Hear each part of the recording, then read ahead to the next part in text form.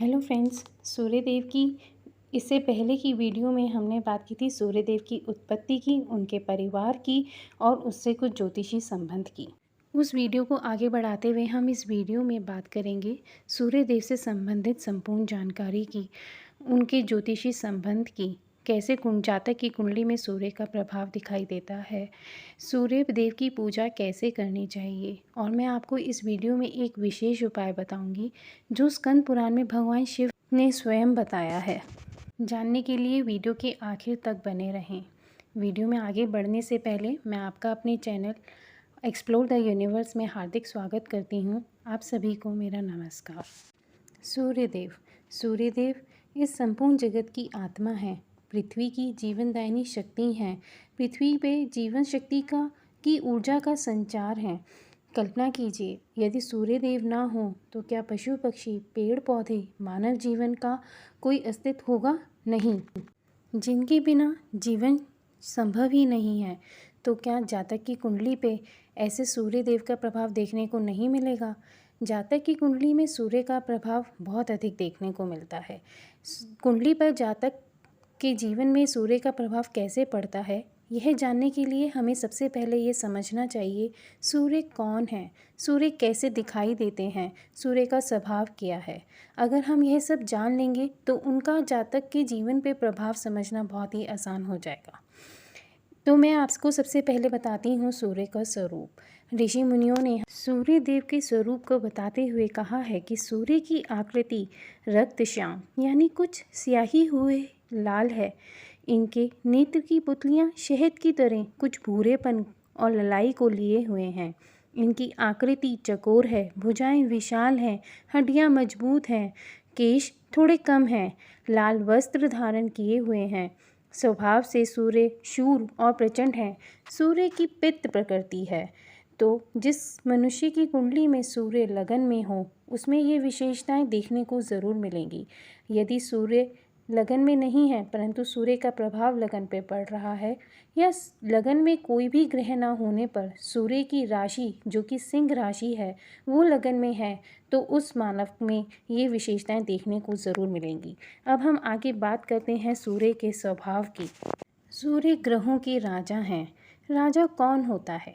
राजा वह है जो प्रजा की हर जिम्मेदारी को उठाता है, उस जिम्मेदारी को पूरी करता है। प्रजा भला कहे बुरा कहे, वो अपनी हर जिम्मेदारी पूरी करता है। उस जिम्मेदारी को पूरा करने के लिए राजा को कठोर कदम भी उठाने पड़ते हैं। वह निष्पक्ष निर्णय लेते हैं। प्रजा में अनुशासन बनाए रखने के लिए राजा का अनुशासित होना अनिवार्य है। तो यही सभी विशेषताएं सूर्य देव की हुई क्योंकि वो ग्रहों के राजा हैं। सूर्य बहुत ही चमकदार हैं, शान से रहने वाले हैं। जहाँ सूर्य होता है वहाँ कुछ और दिखना बहुत ही मुश्किल हो जाता है। आँखें चुंधिया जाती हैं, उनका तेज सहना मुश्किल है। इससे संबंधित हमने पहली वीडियो में भी बात की थी कि सूर्य का तेज ना सह पाने के कारण उनकी पत्नी संज्ञा भी उन्हें छोड़कर चली गई थी। तो मानवों की तो बात ही क्या है, इसीलिए उन्हें विच्छेद कारक ग्रह भी कहते हैं। हमने बात की थी सूर्य के कठोर होने की। इसी संदर्भ में हमने पिछली वीडियो में बात की थी कि सूर्य कठोर हैं, इसीलिए उन्हें क्रूर ग्रह कहा जाता है। हमने इस वीडियो में भी राजा होने के कारण उनके कठोर होने की बात कही। यह दोबारा प्रमाणित हो जाता है कि सूर्य नेचर में कठोर होने से उन्हें क्रूर ग्रह की संज्ञा भी दी गई है। इस विषय में आप पिछली वीडियो में संपूर्ण जानकारी पा सकते हैं। पिछली वीडियो का लिंक मैंने डिस्क्रिप्शन में डाल दिया है, आप वहां से लिंक ज्वाइन करके आप पिछली वीडियो देख सकते हैं। तो हमने इस चर्चा में सूर्य के कुछ गुण निकाले। जिम्मेदारी उठाना, पूरी करना, अनुशासित, कठोर, शाही, चमकदार, निष्पक्ष, दंडाधिकारी, अधिकार रखने वाला, केंद्रीय स्तर, विख्यात, शौर्य, कीर्ति, स्वतंत्र। उनकी इन्हीं सब गुणों के कारण अक्सर उनके लिए एक संज्ञा यूज़ की जाती है घमंडी, जो कि पूरी तरह ठीक नहीं है। जो भी व्यक्ति अपनी जिम्मेदारी अपने अधिकार के साथ पूरी करता है, अक्सर लोग उसे घमंडी समझते हैं, जिसके लिए सही शब्द होना चाहिए स्वाभिमानी। जिस जातक की कुंडली में सूर्य स्वराशि के, उच्च राशि के, मित्र राशि में या अच्छी परिस्थितियों, अच्छे भावों में बैठे हों, उन व्यक्तियों में ये विशेषताएं पूरी तरह देखने को मिलेंगी। परंतु वहीं यदि सूर्य शत्रु राशि में हो, नीच राशि में हो, तो वह अपना पूरा फल देने में समर्थ नहीं होते। सूर्य की सभी विशेषताएं होने पर भी वह अपने इन स्वभावों का पूरा फ़ायदा नहीं उठा पाते। जैसे वह सभी काम स्वतंत्र होकर नहीं कर पाते, उन्हें अपने निर्णय लेने के लिए दूसरों की सलाह लेनी पड़ती है, जो कि सूर्य का गुण नहीं है। जातक की कुंडली में अब हम यह देखते हैं कि सूर्य का प्रभाव किन क्षेत्रों में देखने को मिलता है। हमारे दैनिक कार्यों में सूर्य किन चीज़ों के कारक हैं? हमारी आत्मा, स्वास्थ्य, सुख, राज सेवा, शक्ति, सरकारी कार्य, यश, कीर्ति, उत्साह, आँखें, रक्त संचार, राजनीति, नौकरी, चिकित्सा, बल, हड्डियाँ, पेट, इन सभी क्षेत्रों के कारक सूर्य हैं। तो जीवन के इन वर्गों में जानने के लिए हमें कुंडली में सूर्य का विश्लेषण करना अनिवार्य है। सरकारी संबंधी कार्य या सरकारी नियुक्ति के लिए तो सूर्य का विशेष योगदान है।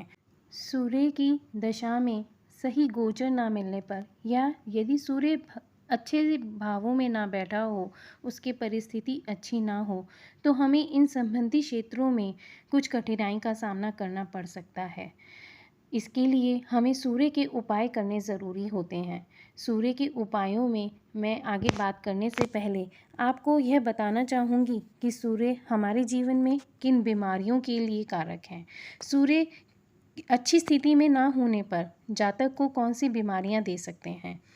हड्डियों का रोग, हृदय रोग, हाई फीवर, माइग्रेन, पीलिया, जलन, घाव, सूजन, पित्त, कमज़ोर दृष्टि, पेट, दिमाग की गड़बड़ी इत्यादि इन सभी बीमारियों के लिए हमें सूर्य का योगदान देखना पड़ता है।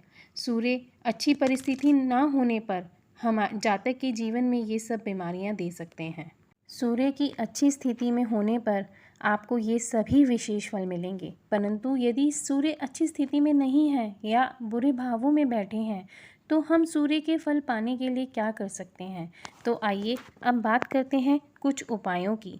सूर्य को की स्थिति अच्छी करने के लिए, बुरे प्रभाव कम करने के लिए ज्योतिष में जिन उपायों की बात की जाती है, उसमें सबसे प्रचलित उपाय हैं रत्न, कुछ दान और सूर्य की पूजा। रत्न की बात करते हैं तो सूर्य का संबंधित रत्न है रूबी। अक्सर आपने देखा होगा जिनका सूर्य नीच राशि का है वह रूबी पहने होते हैं। लेकिन किसी भी रत्न को पहनने से पहले किसी ज्योतिषी से परामर्श ज़रूर करना चाहिए, क्योंकि रत्न पहनने से पहले यह जानना ज़रूरी है कि वह किस दिन पहनना है, कैसे पहनना है, किस उंगली में पहनना है, और विशेषतः कुछ विशेष योग बनने पर रत्न का पहनना भी वर्जित होता है। इसीलिए किसी भी रत्न को पहनने से पहले परामर्श ज़रूरी है। अब बात करते हैं दूसरे उपाय दान की। सूर्य के दान में रविवार को सूर्य उदय के समय गेहूँ, तांबा, लाल वस्त्र, लाल फूल, रूबी या केसर का यथाशक्ति दान कर सकते हैं। इन सभी उपायों में जो सबसे उत्तम उपाय है वह है सूर्य की पूजा, क्योंकि जो शक्ति पूजा प्रार्थना में है वह किसी और चीज़ में नहीं है। तो सबसे पहले बात करते हैं सूर्य देव की पूजा क्यों ज़रूरी है। तो मैं आपको ये कहना चाहूँगी कि सूर्य की पूजा सिर्फ उन जातकों के लिए ज़रूरी नहीं है जिनके लिए सूर्य अच्छी परिस्थिति में नहीं है, यह पूरे सभी मानवों के लिए ज़रूरी है, क्योंकि सूर्य पंचदेवों में एक देव है। पंचदेव कौन हैं? पंचदेव वे 5 देवता हैं जिनकी पूजा हमें रोज़ करनी चाहिए, हर मानव को रोज़ करनी बताई गई है। उनमें से एक है सूर्य देव। तो सूर्य देव की पूजा सभी को करनी चाहिए। और क्या सूर्य देव की पूजा से सरल किसी की पूजा है? सूर्य देव की पूजा तो वो एक जल से ही खुश हो जाते हैं। और सूर्य और चंद्र 2 ही ऐसे देव हैं जिनको हम प्रत्यक्ष रूप में देख सकते हैं। तो अब बात करते हैं सूर्य देव की पूजा की विधि की। क्या आप जानते हैं कि सूर्य देव की पूजा का सही समय क्या है? सूर्य देव की पूजा का सही समय है सूर्योदय। अब क्या आप सूर्योदय का भी सही समय जानते हैं? तो मैं अब आपको बताती हूँ सूर्योदय का सही समय क्या है। हमारे ज्योतिष में कुछ शब्द बताए जाते हैं, कुछ मुहूर्त, कुछ घड़ी, दिन, मान। इन सब में आपने एक ब्रह्म मुहूर्त सुना होगा। ब्रह्म मुहूर्त वह मुहूर्त है जिस समय कहा जाता है कि सूर्यदेव भगवान शिव की पूजा आराधना करते हैं। उसके बाद होता है अरुणोदय। अरुणोदय क्या है? अरुण भगवान सूर्य के सारथी हैं। वह समय जब भगवान सूर्य शिव की आराधना के बाद अपने सारथी अरुण के साथ रथ पर सवार होकर पृथ्वी के लिए निकलते हैं। जब वह पृथ्वी पर निकलकर पृथ्वी की ओर पहुंचने लगते हैं, पृथ्वी पर से कुछ उनका रथ दिखाई देने लगता है, उनकी किरणें पृथ्वी तक पहुंचने होती हैं, तब होता है सूर्योदय का समय। इसी सूर्योदय के समय हमें भगवान सूर्य को जल देना चाहिए। भगवान सूर्य को जल देने के लिए हमें एक तांबे के पात्र में जल भरकर सीधे खड़े होकर ऐसा मानकर कि भगवान सूर्य साक्षात हमारे सामने खड़े हैं, हमें उनके चरणों से में जल देकर समर्पित करना चाहिए। उनसे प्रार्थना करनी चाहिए अपने जीवन में उनके अच्छे फलों की, उनके अच्छे परिणामों की। सूर्यदेव के मूल मंत्रों से, बीज मंत्रों से उनको खुश करना चाहिए। आप में से बहुत लोग इन सब उपायों को तो जानते होंगे, पर इसमें एक बहुत ही उत्तम उपाय है जो स्कंद पुराण में भगवान शिव ने पार्वती जी के संवाद में खुद बताया है। आज मैं आपको वह उपाय बता रही हूँ। स्कंद पुराण में भगवान शिव कहते हैं कि मनुष्य सुबह पवित्र और एकाग्रचित्त होकर तांबे के पात्र में कनेर के फूल रखे, उसमें तिल, चावल, कुशा, गंधयुक्त जल, लाल चंदन तथा धूप डाले। इस प्रकार अर्घ्य तैयार करके उस पात्र को अपने मस्तक पर रखे और धरती पर दोनों घुटने टेक कर मूल मंत्र का उच्चारण करते हुए सूर्यदेव को अर्घ्य दे। जो इस प्रकार सूर्यदेव को अर्घ्य निवेदन करता है वह सब पाप से मुक्त हो जाता है।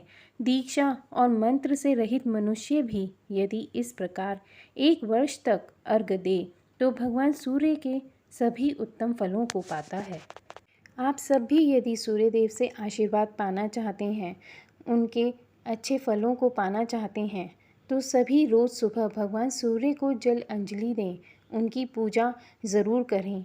विशेषतः अगर आपको सूर्य के दोषों को अपनी कुंडली में कम करना है, उनके बुरे प्रभावों को कम करना है, तो स्कंद पुराण में बताए गए उपाय से 1 साल तक भगवान सूर्य की पूजा जरूर करें। मैं आपको विश्वास दिलाती हूँ कि आपको अपने जीवन में एक फ़र्क दिखाई देगा। मैंने अपनी इस वीडियो में आपको सूर्यदेव से संबंधित संपूर्ण जानकारी देने की अपनी पूरी कोशिश की है। मैं अपने इस चैनल के माध्यम से ज्योतिष, आध्यात्म और अपने धर्म को बढ़ाने की पूरी कोशिश करती रहूँगी। मैं आप सभी से प्रार्थना करती हूँ कि आप मेरे इस मकसद में मेरा सहयोग दें, मुझे उत्साहित करते रहें। आपको वीडियो पसंद आई हो, शेयर करें, लाइक करें और चैनल को सब्सक्राइब ज़रूर करें। आप सभी का बहुत बहुत धन्यवाद।